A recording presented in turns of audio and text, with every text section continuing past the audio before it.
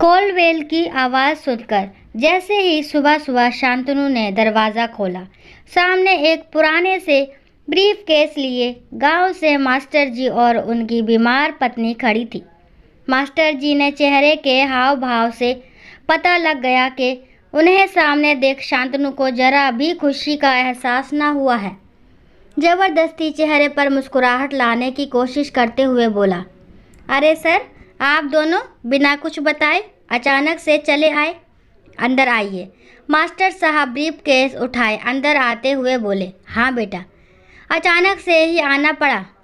मास्टरनी साहब बीमार है। पिछले कुछ दिनों से तेज फीवर उतर ही नहीं रहा, काफ़ी कमज़ोर भी हो गई हैं। गांव के डॉक्टर ने एम्स दिल्ली में अविलंब दिखाने की सलाह दी। अगर तुम आज ऑफिस से छुट्टी लेकर ज़रा वहाँ नंबर लगाने में मदद कर सको तो। नहीं, छुट्टी तो ऑफिस से मिलना असंभव सा है, बात काटते हुए शांतनु ने कहा। थोड़ी देर में प्रिया ने भी अनमने ढंग से 2 कप चाय और कुछ बिस्किट उन दोनों बुजुर्गों के सामने टेबल पर रख दिए। सान्या सोकर उठी तो मास्टर जी और उनकी पत्नी को देखकर खूब खुशी से चहकते हुए दादू दादी बोलकर उनसे लिपट गई। दरअसल 6 महीने पहले जब शांतनु 1 सप्ताह के लिए गांव गया था तो सान्या ज़्यादातर मास्टर जी के घर पर ही खेला करती थी। मास्टर जी निसंतान थे और उनका छोटा सा घर शांतनु के गांव वाले घर से बिल्कुल सटा था। बूढ़े मास्टर साहब खूब सान्या के साथ खेलते और मास्टरनी साहिबा बूढ़ी होने के बावजूद दिन भर कुछ ना कुछ बनाकर सान्या को खिलाती रहती थी। बच्चे के साथ वो दोनों भी बच्चे बन गए थे। गांव से दिल्ली वापस लौटते वक्त सान्या खूब रोई। उसके अपने दादा दादी तो थे नहीं, मास्टर जी और मास्टरनी जी मैं ही सान्या दादा दादी देखती थी। जाते वक्त शांतनु ने घर का पता देते हुए कहा कि कभी भी दिल्ली आए तो हमारे घर ज़रूर आएं, बहुत अच्छा लगेगा। दोनों बुजुर्गों की आंखों से सान्या को जाते देख आंसू गिर रहे थे और जी भर भर आशीर्वाद दे रहे थे। कुल्ला करने जैसे ही मास्टर जी बेसिन के पास आए, प्रिया की आवाज़ सुनाई दी, क्या ज़रूरत थी तुम्हें इनको अपना पता देने की? दोपहर को मेरी सहेलियां आती हैं, उन्हें क्या जवाब दूंगी? और सान्या को अंदर ले जाओ, कहीं बीमार बुढ़िया मास्टरनी की गोद में बीमार ना पड़ जाए।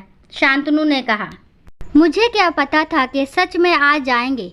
रुको, किसी तरह इन्हें यहाँ से टरकाता हूँ। दोनों बुजुर्ग यात्रा से थके हारे और भूखे आए थे। सोचा था बड़े इत्मीनान से शांतनु के घर चलकर सबके साथ आराम से नाश्ता करेंगे, इस कारण उन्होंने कुछ खाया पिया भी ना था।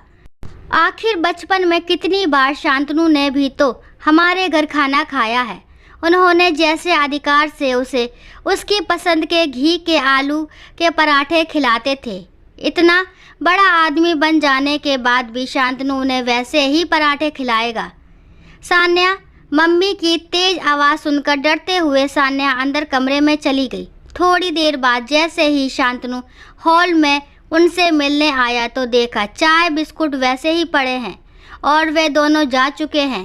पहली बार दिल्ली आए दोनों बुजुर्ग किसी तरह टैक्सी से एम्स पहुँचे और भारी भीड़ के बीच थोड़ा सुस्ताने एक जगह ज़मीन पर बैठ गए।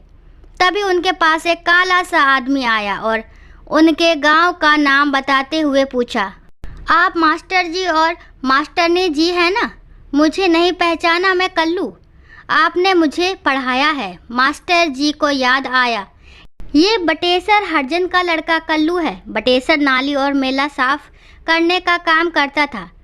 कल्लू को हरजन होने के कारण स्कूल में आने पर गांव वालों को ऐतराज़ था, इसलिए मास्टर साहब शाम में 1 घंटे कल्लू को चुपचाप उसके घर पढ़ा आया करते थे।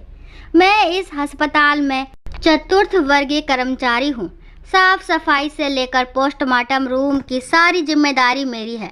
फिर तुरंत उनका ब्रीफकेस सर पर उठाकर अपने एक रूम वाले छोटे से क्वार्टर में ले गया।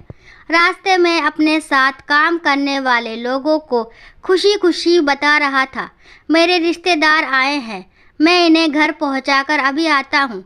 घर पहुंचते ही पत्नी को सारी बात बताई। पत्नी ने भी खुशी खुशी तुरंत दोनों के पैर छुए। फिर सब मिलकर एक साथ गर्मा गर्म नाश्ता किए। फिर कल्लू की छोटी सी बेटी उन बुजुर्गों के साथ खेलने लगी। कल्लू बोला, आप लोग आराम करें, आज मैं जो कुछ भी हूँ आपकी बदौलत ही हूँ। फिर कल्लू अस्पताल में नंबर लगा आया। कल्लू की माँ नहीं थी बचपन से ही। मास्टरनी साहिबा का नंबर आते ही कल्लू हाथ जोड़कर डॉक्टर से बोला, जरा अच्छे से इनका इलाज करना। डॉक्टर साहब, ये मेरी बूढ़ी माई है। सुनकर बूढ़ी माँ ने आशीर्वाद की झड़ियाँ लगाते हुए अपने कांपते हाथ कल्लू के सर पर रख दिए। वो बाज औरत आज सचमुच माँ बन गई थी। उसे आज बेटा मिल गया था और उस बिन माँ के कल्लू को भी माँ मिल गई थी। दोस्तों, आशा करती हूँ ये कहानी आपको ज़रूर पसंद आई होगी। अगर कहानी पसंद आती है तो प्लीज़ मेरे चैनल को लाइक शेयर सब्सक्राइब करना ना भूलें। और इस कहानी के बारे में आपके क्या विचार है कमेंट बॉक्स में ज़रूर बताएं। और कहानी को लास्ट तक सुनने के लिए थैंक यू। राम राम, राधे राधे।